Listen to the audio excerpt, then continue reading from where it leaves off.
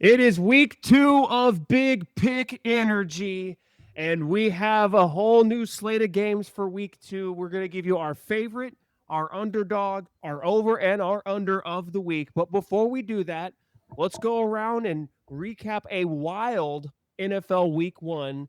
James, we'll start with you. What was your biggest takeaway from all of the NFL action in week 1? Oh my God, Spence and Giselle, there's one thing that I could not get out of my head. I can't believe I'm saying this. The Saints were going to be the worst team in the NFL? No, big dog. I think it might be actually the Miami Dolphins with all the talent in the world to lose to Daniel Jones. Not to just lose to Daniel Jones, but to make him look like Andrew Luck, make him look like Phillip Rivers, make him look like whoever you would like to think is a great Colt quarterback, Peyton Manning. Danny Dimes he destroyed Miami. And for me to have Tua and Spence, another takeaway, bro, I might have to give up on my Bama quarterbacks, man. There's a few of them I have to give up on. I'm not going to go down the rabbit hole, but damn, man. That was my takeaway, man. And just remember, you don't get to claim Jalen Hurts. He's an Oklahoma Sooner. Giselle, what was your biggest week 1 takeaway? Oh, I'm going to go in a really fast motion because it's just more than one. There's too many teams to only select one and one only. First and foremost, Chiefs are looking to be dethroned in the AFC, and it looks like the Bills and Ravens are vying for that spot. And ultimately, it's going to be the Bills because the Ravens choked in the fourth quarter when you're not supposed to. It doesn't matter if it's week 1, playoffs, or whatever it may be. You're not supposed to do that when you're going against one of your biggest competitors currently at this point in time. Yep. Thirdly, Texans. I was really rooting for them to make a comeback. It was a little tricky. Could they beat the Rams? Both Spencer and I thought they could definitely do it. Matthew Stafford is not 100% healthy, but he is capable. He is a Super Bowl champion winner. He is a vet, but there were still cracks beneath the surface that the Texans could have capitalized on, but they instead failed. And it's not on the fault of CJ Stroud, and it's really infuriating to see that people are blaming CJ Stroud when it in fact was not, but he's the leader. He's going to take the blame for the team. Those are my biggest takeaways. And also, I'm just really, really stoked to see Travis Hunter and what he has for week 2 because the Jacksonville Jaguars say they are going to utilize him a bit more. And with a new baby and a fresh new haircut, I think the world is his oyster, and we can see a lot from Travis Hunter. I saw a tweet that said he looks like the annoying orange from back in the day on the classic YouTube with his new awful haircut. Dude, that's I a get turtle. the Turtles one for sure, but the annoying orange, I'm like, don't be doing my man like that. He's cool. He brings a new je ne sais quoi to the league, and you just gotta let him be him. My man Travis looked like the Snapchat filter that we used to do back in the day. Like you put your, you yeah. I know what you're talking about. Yeah, there you go. Yeah, I would say my biggest takeaway from week 1 was actually from the watch party that we did on Monday night for Monday Night Football. I'm a big believer in JJ McCarthy. I already was. I liked him coming out of college, a national champion. And yes, there were times in his Michigan career where Jim Harbaugh didn't trust him and was only letting him throw the ball like 10 times a game. But this dude's a freaking winner. He is a winner to the truest sense of the word, and he's a gamer. This is a guy who had that look in his eyes, that LeBron Game 7 in Boston look where he's mean mugging the camera. He had that same look in his eye after that pick 6, and what did he do in turn? 21 points in the fourth quarter, gets the dub, including the game-winning rushing touchdown. A very impressive outing by JJ McCarthy. This is a Vikings team that we know was very, very good last year. They were the potential number 1 seed in the entire NFC up until they lost that week 18 matchup to Detroit. And then Sam Darnold showed who his true colors were again in the playoffs and in week 18. Mm-hmm. So many were looking at this team as a quarterback away, and they had their franchise guy that they wanted. They got their guy, and 1 week's return, man, you gotta be feeling pretty good if you're a Minnesota Vikings fan. But I think JJ McCarthy is the truth. I second that. I can't wait to clip it for next week. I cannot wait to clip it next week when you lose to Michael Penix Jr. Sunday Night Football, big dog. And matter of fact, Vikings. I just realized Vikings got Monday night and Sunday night football. Man, Yeah. Prime time slots. Yeah, you're right. Michael Penix always gets the best of JJ McCarthy. Oh, wait a minute. Oh, I'm like, minute. what are you spewing over here, big dog? Heck no. I'm ready to see JJ and the Vikings overtake the Atlanta Falcons and Penix himself. Yeah. Well, let's get into our picks. Let's start with our favorites for week 2. James, I'll start with you on this one, big dog. Who's your favorite for week 2 NFL? So last week, man, matter of fact, Spence, you might have forgot. You didn't say no records, bro. You were a little worried about your standing in our pick game energy, bro. Who's first? Who's second? Who's third?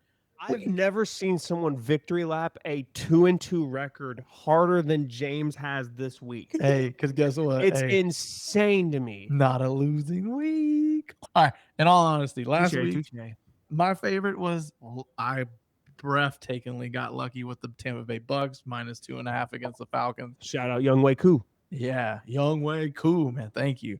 But no, this week I'm gonna go NFC North team. I'm gonna go the Detroit Lions. Week 1, they looked abysmal. Like they looked slow, they look weak, they look soft for the first time ever. Yeah, we kind of expected, the two coordinators going to be head coaches. That was going to be a little trickle in the thing, but they still have that same roster that they have. They didn't really lose too much. And guess what? The only thing I like about this is that with Jared Goff and Dan Campbell, since November of 22, their against the spread record is 19-8 after a loss. So I'm looking really good, into that trend, as well as, of course, I don't know if we were impressed with Caleb Williams. I know we took one series and then we weren't as impressed, but of course, hey, a good thing to know about the Bears, 3-10-1 against the spread when they play on week 2. So guess what, Spencer? I need all the trends I can get. And plus, this game's in Detroit. Detroit fans are going to stand up. Gibbs is going to finally get out, from that hole that he was in last week. And Dan Campbell and them, they're going to go 1-1. I see the Lions beating the Bears because the Bears right now, I see them beating them 28-17. Okay. So we'll see. I'll say this. This is a matchup that I definitely think it's more of a get-right spot for the Lions. If you asked me before the season which one of these teams is more likely to start 0-2, definitely I'd say the Bears more likely to start 0-2. However, this is a series that the Lions have covered the spread 4 of the last 5 times they've met. But this just feels different. And I know it was a very similar feeling for Bears fans on Monday night. And I know everyone's been criticizing Caleb Williams. I was sitting there at our watch party all night long talking about how much better I thought he looked. And I stand by that. I think definitely in the fourth quarter, he missed some very, very makeable throws, specifically the one that I think is going to haunt him the most this week at practice or in the film session was that one to DJ Moore in the corner where he noticed him open a little too late and floated it out of bounds. That could have changed the game if he gets him wide open. It's probably a walk-in touchdown for DJ Moore. Damn, my fantasy team could have really used that. That said, James, I do think I'm going to back you on this one just because of, like I said at the beginning, I think the Lions are going to be one of the best teams in the NFC. And after an embarrassing week 1, I think they get back on track this week. And we'll see, though. 6 is a big number. And actually, isn't it 6.5 for you? I have 6.5, yes. 6.5. That's a big number. Divisional matchups always get ugly, but I'll back you on it because it is in Detroit, like you said. Mm-hmm. Okay. Giselle, let's hear your favorite for week 2. Alrighty. I'm really excited for this one. I think this one's honestly a bit of an easy grab because I selected the Ravens versus the Cleveland Browns for week 2. Why are you guys laughing? But it's, me and Spence, we love like when folks, because me and Spence don't go to like the big, huge favorites. Like we're just like, I'll stay away. I never trust it. The Ravens will win. I don't have a problem with that. 11.5 points. Yeah, Giselle, you put in our notes 12.5. We're going to give you 11.5. That's what I see the line at right now. Yeah, 11.5. I know it's a little bit risky, but there's no risk without a bigger reward. Am I right, fellas? My secondary choice was the Texans and Buccaneers game, but honestly, I just wanted to step away from the Texans this week. I love them, but I didn't want to do it again. Okay. But I definitely feel that the Ravens can overtake the Browns. My only true concern, if they are unable to hit that mark, is because the Ravens kind of let off the gas. But I think at this point in time, put pedal to the metal. The way that they went out in the very last minute against the Buffalo Bills, I'm like, you guys really got to redeem yourself, even if that means capitalizing on a win over a myth team. You know what I mean? Oh yeah, I totally agree. When you see a game like this after what the Ravens could have had, they should be 2-0 after week 2. Yeah, you go balls to the wall. And I will say that Spence remembers this last year. The Ravens did this last year too. They were a double point favorite against the Browns in Cleveland, lost to Jameis and the boys. Now, of course, I know the Browns are going to play Joe Flacco, which, hey, bro, hey. Revenge game, potentially? revenge- I know he's played the Ravens several times since he left them, but I don't know. There's always that element of, hey, y'all shouldn't have. Y'all You know shouldn't. what? Yo, Joe Flacco should go to that game, warm up with a Super Bowl ring. Be like, yo, what's up, Lamar? He'll be like Borat. You will never get this. You will never get this. You will never get this. LOL. But no, in all reality, I think best normal case scenario, I can see the score being 33-17, and that's like being really nice with the Browns and not being super incredulous over the Ravens, or we can just see something super gnarly. Only time will tell. Come on, Two words, Giselle, that make me nervous for this pick for you. Myles Garrett. And The man I think is the best defender in the entire NFL. And I honestly think as great of talent as there is in the NFL, I think there's a pretty big gap between Myles Garrett and the next guy. Myles Garrett this past week almost had 3 sacks on 3 straight plays. It was insane. They ended up crediting on the third play. They credited a different defender, but Myles Garrett was the reason the line was imploding on Joe Burrow. It was an insane play. In divisional matchups, they're always ugly in the AFC North. That's why 11.5 is a big number. I guess Vegas is making that the number because of the Ravens losing in the fashion that they did. Yeah. But people forget last year the Ravens started 0-2. It's hard to remember, but they started 0-2 last year. They had that heartbreaker against the Chiefs on opening night, and then they came out against an inferior opponent, the Vegas Raiders, and head coach Antonio Pierce, and they lost. I don't know.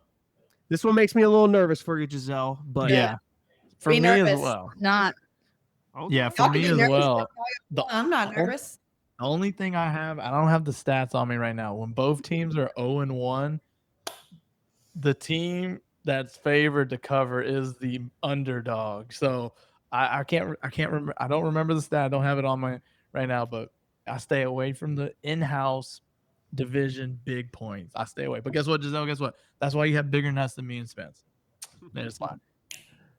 Well, my favorite this week, I am going to go with a road favorite, which is something I typically don't like to do, but I'm picking the Rams minus 5.5 as they go. James, I know you hate this, West Coast to East Coast, but they're going to Tennessee, and that's a Tennessee Titans team that, while their defense did impress me a little bit on the road in Denver in week 1, I was much more impressed with what I saw from this Los Angeles Rams team. Their defense is a lot better than I was expecting it to be. Matthew Stafford, Puka Nacua look like one of the best wide receiver quarterback duos in the entire NFL. And that's before we even saw Devontae Adams get his bearings about himself. He didn't really have the best game. I think this game is a comfortable victory for the Rams. I would say probably it's somewhere in the ballpark of like 28-20. You know, I think they cover it about that. I think Cam Ward's going to play well. He impressed me in week 1, 2, on a tough spot on the road in Denver in the altitude. And a lot of his receivers were dropping passes as his dad was freaking out in the stands, but I still think this Rams defense is a little too tall of a task for a rookie making Yep. his first home start. So give me the Rams minus 5.5. Yeah, that pick I'm okay with backing. I wouldn't go that. I'm going under on this game just because you saw what the score was between Denver on the road. It was 20-12. If you think Denver's defense is good or as better as the Rams, then I feel like it's going to be in that same ballpark. So for me, I would lean under in that game, but I'm okay with it being like 20-10 Rams. Yeah, I don't think it's a blowout No. necessarily, but I do think the Rams get it done, and I think they could win by at least a touchdown. So that's why the 5.5 number seemed a little small to me. I feel good about it, but I do think the Titans will compete. I did like what I saw from Cam Ward in week 1. Let's go on to our underdogs. Giselle, we'll start with you on this one because I like your underdog pick. Who is your underdog for the week? I can't believe I'm saying this, but my underdog for the week is the New Orleans Saints. Yes. Oh man. I know, Hang on, okay. Giselle, before you go any further, I want to tell you again, this is another line we're going to have to update for you. The line has shifted given the news about Brock Purdy most likely not playing in this game. It's going to be Mac Jones. Go ahead and continue. It's Oh, the plus Mac 3.5. Lizard, Oh, so Lizard, it's- 49ers, Lizard, Mac Daddy, Mac Daddy, Mac Daddy, Mac Daddy. Oh my gosh. Go ahead, Giselle. Why are you feeling the Saints? Honestly, I personally wouldn't, but with the change of events, with the amount of injuries that the 49ers are facing, first it was Yes. George Kittle, and now it was Brock Purdy. When I originally chose this line, Brock Purdy was still in the air, so I was still in belief that there was a 50% chance that he could play. But now that you just informed me that that has completely shifted and Purdy will not be present, They haven't ruled him out yet. They've just said he's a long shot and he could miss multiple weeks, is what I read. God, this 49ers team, I don't know what it is. I just feel like the past 2 seasons now, this team has been down in the dumps and riddled with injuries. It's honestly really unfortunate. Last year, you had Christian McCaffrey. Now, this season, you have first, McCaffrey originally was still up in the air, but now he's good and he did very well if you have him in your fantasy league. Congrats to you guys. But now you have George Kittle and Brock Purdy, and it's like, wait. But yeah, I was a little bit hesitant despite the injuries that presented itself because there is still the factor of Debo, you know what I mean? But I think my underdog being the New Orleans Saints, I think should ruffle some feathers. And I'm all about the risk sometimes, guys. No risk, no reward. I actually love this pick. I really do. I love this pick because here's the deal. I think the Saints, as bad as they are, and I do think they're going to be a top 5 pick in the draft. Yeah. I've told James this. I think there's more talent on this team than people realize, especially in the trenches. And that is a recipe for a victory any given Sunday if you can win in the trenches. And I think they have enough talent on both sides of the ball in the trenches to get a dub. I don't believe in Spencer Rattler at all, but I do believe in Alvin Kamara, even in his older age. You know, he's basically a dinosaur as a running back, but that dinosaur gets into the end zone at will. I actually really, really like this pick, Giselle. I would have liked it more at your original plus 7.5, but the line did move. It's going to be plus 3.5 for you, but I still like that. I think the Saints could win this game outright. They definitely can, which Yeah, is really crazy for all of us to be on the same page and admit upon. It takes cojones to bet against a line like that, especially one that's issued out by Vegas bettors themselves. Oh my gosh, yeah. No, I'm listening to Spence and you, Giselle. Yeah, I think I might also go with the Saints pick as well. But We're Not- riding not- the Saints. no, We not were as going to my do a underdog. series where we bet against the Saints every single week, and now I look at know. us. It's week 2, and we're like, hey, I kind of like the Saints. Yeah, we're like, oh, for this line. Yeah. See, yeah. No, in all honesty, my underdog pick, I know you didn't say it, Spence, but I was thinking, should I go Commander? Should I go Jaguars? Should I go New England? I was this close with going New England. Now, Spence, I found a line, but the line is probably different because there's a sports book that had 2.5. But man, I was just glazing Danny Dimes. Give me the Indianapolis Colts plus 1.5 or 2.5. I have 2.5, but we have to go 1.5. That is perfectly fine. I see 1.5 on Action Network. Where are you getting the 2.5 from? If you click the game, you hit more lines. There's one odd sports book. You got to add the sports books. I don't know your settings is. I don't have that on there. We'll Should we take give them the 1.5. benefit of the doubt, or We'll take 1.5. All right, 1.5. Yeah, I'll take the 1.5. Of course, hey, you could have also went Chiefs on this one just because of the Mahomes trend. But dude, if there ain't nothing, hey, if Danny plays the way he did against the Dolphins, why can't he do that against the Broncos? Now, of course, we agree. Broncos defense is way better than Miami. So this is going to be a close, tight one. I see this game coming out like 17-14, 2017. The only thing I'm going to go with this is with Denver, they're, against the spread, they are 2-4 in the last 6 games against the spread, against the AFC opponent, and then straight up 1-7 the last 8 games on the road. So I like those odds. And then with Shane Steichen, his spread is in September is 19-8. So I'm rolling with the coach that gets off to a fast start, hot start. I can't even get those words out. I just heard he gets off. I was like, what is Shane Steichen into there, James? Yeah, I was like, what? Kind of freaky stuff he doing out there in Indianapolis. What did he say? What did he say? Yeah, so I'm a real believer, and the Colts are back at home again. Yeah, I'm gonna go with Danny Dimes. I can't believe it. 2 things I didn't think we were gonna say tonight. We're going with the Saints. We're going with Danny Dimes. What year is this? Oh my god. Oh, well, let's make it 3 for 3 with ugly ass underdogs, because I am taking a 6.5 point underdog, but they're a home dog in a divisional matchup, and it feels like this line should be smaller to me after what both these teams did in week 1. I'm going with the New York Jets plus 6.5 against the Buffalo Bills.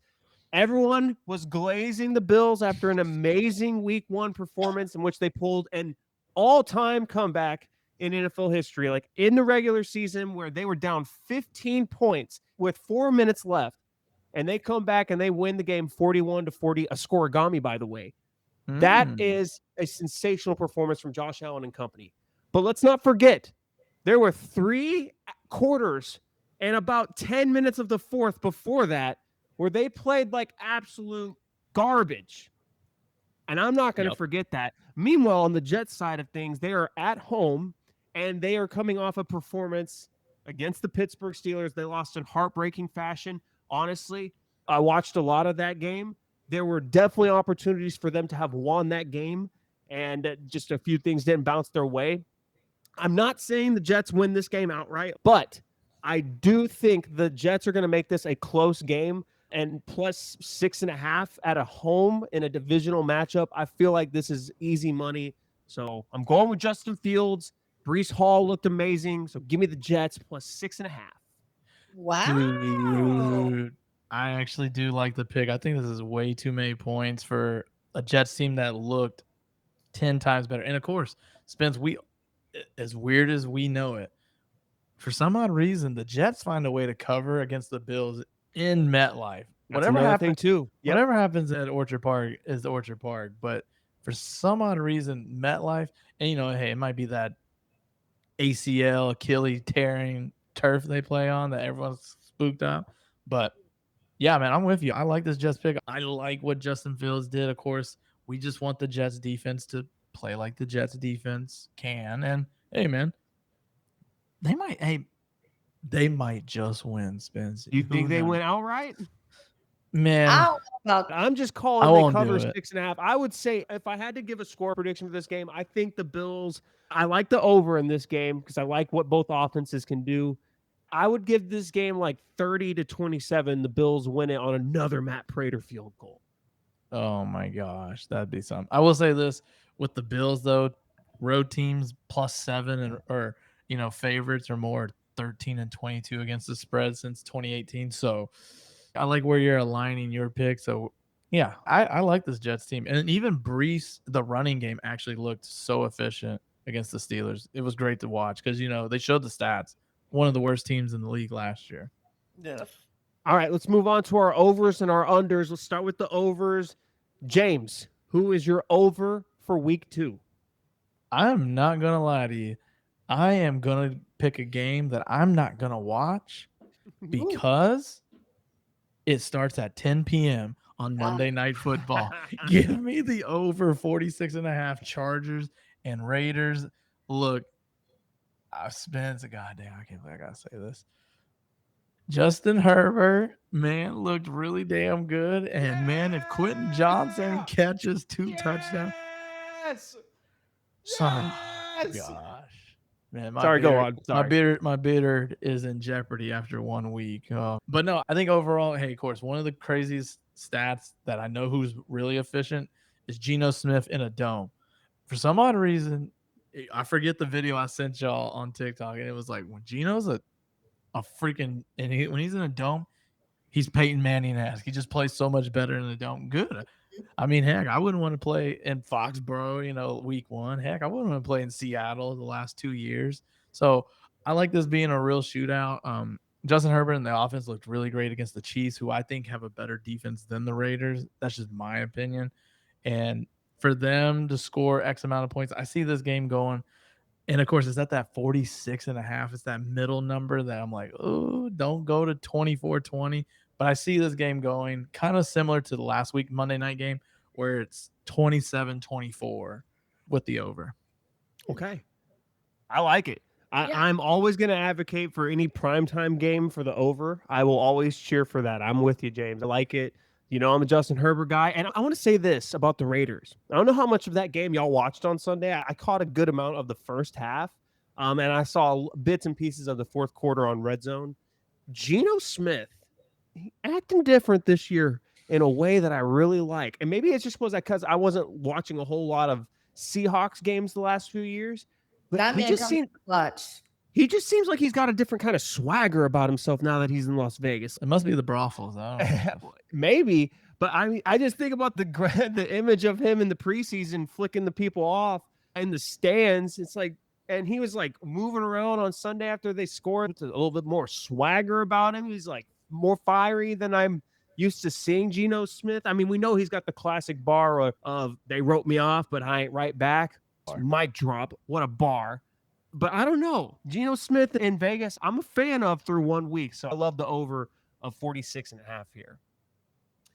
Giselle, who is your over for week 2? Alrighty, guys. My over for week 2 is going to be the Cincinnati Bengals versus the Jacksonville Jaguars. I'm really excited for that game. A lot of my players on my fantasy team are going to be playing that game. So I'm excited to see a fight to the finish. It's going to be super dynamic. These offenses are really high. Both former number 1 overall picks are going to be competing against each other. So that in itself is really exciting. Joe Burrow versus Trevor Lawrence, but Joe Burrow's better. Duh.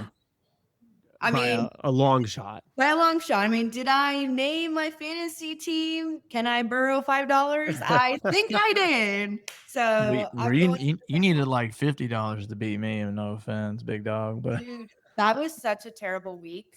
I mean, that was probably one of the lowest scoring weeks I've ever had in the history of fantasy league. I didn't even break 70. It was like 69 or something. Yeah, I was like, all right, at least I'm in like the 70-something. And then the Ravens defense gave me -7 points. Rude. Man, James, me and you don't play until week 6. I'm just now looking at the schedule. Hey, you're ready to get your ass whooped again, bro. You don't beat me in fantasy. You have your little pick contest. You don't touch me in fantasy, bud. You know this. Take your little picks contest. You're talking to Mr. Fantasy now. Come on, dude. This guy deletes all the previous results from the fantasy football league, bro. Bro, he's that is not true. I'm just what are you talking about? I'll pull the record book. We'll stop the stream right now. Pull the record book, bro. No, Let's talk about the potential. Let's talk about the potential of the high scoring affair that we can see. Back to Bengals Jags. Bengals versus Jags.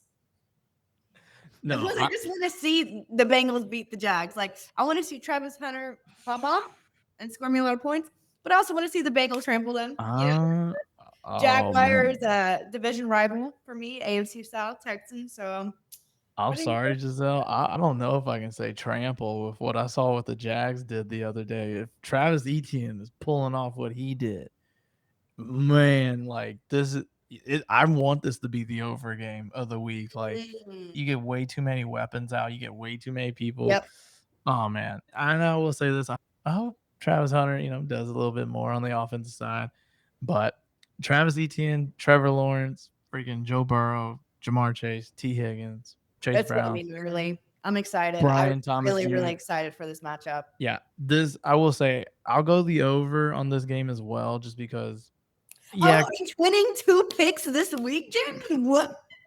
What? well, for example, I'll say it like this. I root for everyone to go 4-0, but unfortunately, I just only that never happens for like Spence. I see him go 0-4, 1-3 a lot, then 4-0. But Dude, Giselle, stop this damn trolling, bro. Oh my God. Just make a point. Jesus. Giselle, you're gonna go 4-0 this week. That's my point. Point Oh blank. my God. Booyah. What do you have, Spence? I'll say this: Jags and the Bengals both have been hitting unders a lot lately. But Yeah. I am a big believer. James said it earlier. You are due if you keep doing unders. You're due for an over. And these were two offenses that struggled in week one, Yeah. and now they're both playing a defense on the other side of them that isn't as good as the one they faced in week one. So I think we see a lot of points. I'll back this one also. Hey, sprinkle. My over pick for week 2, I'm going with the Birds and the Chiefs. Give me the over. It's 46.5. Yep. I think after week 1, especially on the Chiefs side of things, people are underestimating what this offense can do. We have skepticism on if Xavier Worthy's going to play or not. We already know Rashee Rice is out, but I think Patrick Mahomes, after what happened to him in the Super Bowl, which, James, what happened to him in the Super Bowl? Belt to ass, baby. Matter of fact, Super Bowl champ. Super Bowl champ. Yeah, got blown out, and that did happen, but I also think Patrick Mahomes is a great player that I don't think he's going to allow his team to get blown out 2 times in a row by the Eagles. Doesn't mean he's going to win, but I think this is a competitive game. And what I saw from the Eagles offense in week 1, I think they still have another level to get to that they're capable of. We didn't see a full-on Saquon Barkley explosion. A.J. Brown, Devontae Smith were very, very quiet. I know there's an injury with Dallas Goedert. I'm keeping an eye on for fantasy purposes. But all that being said, I think both these offenses take a step forward from what their week 1 performances were. And I think we just see some crazy points. This is the NFL, America's Game of the Week on Fox. We'll have Tom Brady on the call. Yeah. Let's have some fun. Let's score some points. Give me the over 46.5. Yeah, no, let's have some fun. I'm with you, Spence. To think AJ Brown and Devontae only catch a total of like 3 passes for like 20 yards. Saquon only like 67 rushing yards. And the Eagles still put up 24 points against Dallas. Imagine what they do if they get the full clip going. And so it's like, okay, maybe they are going to score 27, 31 points. But I will say, if the Chiefs offense watches what the Eagles defense has done, hey, whoever Adoree Jackson's guarding, just throw that guy the ball. Whoever, I don't care who the receiver. Marquise Hollywood Brown, Juju Smith-Schuster. Dude, it could be god dang Kadarius Toney. And Kadarius Toney, I know who don't play no more. He'll get 150 yards on Adoree Jackson because holy crap, that guy is a liability on the corner side for the Eagles defense. But hey, you never know. I will say I would favor the under in this game because I just don't know what the defense is going to show me with Jalen Carter actually playing instead of like. So I hope. Give him that hot tour. Spit on that thing. That's all good. But no, I want the over. Yeah, let's go over. I'm with you. Let's get 31-27. Let's get 31-27. Okay. 31-27. All right, let's move on to our unders. I will kick things off with this one. We have one of my favorite mascot matchups that is possible in the NFL. We got the battle of the horsies going on. The Broncos and the Colts are fighting it out. They are meeting. This is going to be in Indianapolis. James talked about this one earlier, so I won't expound on it too much. I'll just say this. I know we are riding the high of what we saw Daniel Jones do in week 1. I am skeptical that he can repeat that against a formidable defense in the Yep. Denver Broncos, even if it is at home. They are a much different beast than the Miami Dolphins. And on the other side, I wasn't impressed with Bo Nix in week 1. And this is a guy that I actually had a lot of high hopes for throughout the season because I drafted him in so many of my fantasy leagues. Yep. I don't think this is the week he bounces back. I think he's going to be fine long term, but I think this defense is a lot better than people realize. And so I think an under 42.5 is a small number. I'm not going to lie. That makes me a little nervous, but I have to bet the under here in the battle of the horses. I think it's going to be an ugly, gritty matchup. Yeah, I'm with you on this one. I like the under on this pick just because you mentioned it. Daniel Jones, he scored 33 points against the Dolphins. You're not scoring 33 points against the Denver Broncos. Let's just get that out the way. Now, what I worry about with Bo Nix, if we were so worried about Jaden Daniels as the sophomore slump, what about these other quarterbacks may have a sophomore slump? Who knows? Bo Nix did not look good, but hey, why not, man? I like this under. You know what's weird? My under pick is a small number 2, and for some odd reason, like I don't know what Spence. I don't know if you feel like this, but like if we bet like 46, that's a lot of points. We're like, yeah, we can bet the under. We feel comfortable with that. Like we're talking 3 points. It's not like we're talking like what the under you had 38 and Giselle under 51. You know, that's a whole 13-point difference. But yeah, from 46 to like 43. No, it shouldn't be that bad. I think this game comes down to Spence. Really, to be honest, I think this game's going to be like 20-14, and that's where I'm falling. Now, I hope it's the Colts, so then we can just go 2-0 together, and then we win. Yeah, I think your pick actually would kind of back mine up because I think the Colts winning a game of this fashion. I think if the Broncos win, it's probably going to be an over. The Colts win, I think it's definitely going to be an under. So I think Yeah. our picks are kind of aligned there. So I appreciate it. Let's hear your under. Let's hear what you Yes. got for week 2, James. My under. So you, as I mentioned first, I was considering the Eagles Chiefs game, but I decided, you know what, I don't want to do the battle with you. I'm gonna go at AFC East game. Give me the under 43.5. Patriots versus Dolphins. This game's in Miami. I know it's two polar opposites could happen in this game. Not the Colts, the Patriots, a team who I respect as like a fully under team. I mean, heck, they only scored 10 points against the Raiders. The score only went to 20-10, so it was only 30 points. And then you see the Dolphins, who we all envision if they click on all cylinders, they're an over team by a heartbeat. And for me, Spence, I'm looking at it, like New England side of things. 10 out of the last 14 games under in the month of September, and then four out of the last 6 games under in week 2. But Dolphins reverses, they're all over. Last 6 home games over on all 6 of them. So it's like, who am I betting on? And I'm gonna bet on Mike Vrabel's defensive mind to confuse Tua after the first read and keep this game like 17-13. That's where I'm keeping it. All right, Giselle, bring us home. What is your under pick for week 2? My under pick is actually one I'm semi excited about, and it has to be the Seattle Seahawks versus the Pittsburgh Steelers. Okay. Let's hear Under it. 41.5 is what That you've is got him at, wild. Giselle. Yeah. What's your thinking here? I just really don't see them going over that. So in defense, Giselle's pick is actually a pretty good pick because what is everyone going to do after week 1? What they saw for the Steelers, they're like 41 points. This team dropped 34 by themselves. Over. So this is a fade the public type of picks in my eyes. So this is why I kind of like Giselle's pick, where it's like, look, the Steelers can score 34 points in week 1, and the over is still 41. So you know what's gonna happen. And I like the pick, honestly. I mean, of course, you have a Seattle team coming all the way to Pittsburgh. Deep down, we think the Steelers defense actually plays. Is Sam Darnold, or where are we ranking Sam Darnold versus Justin Fields? Look, it'll be a Steeler home game. Terrible towels are out. I see this game about 21 to like 13, 21 to 14 type of game.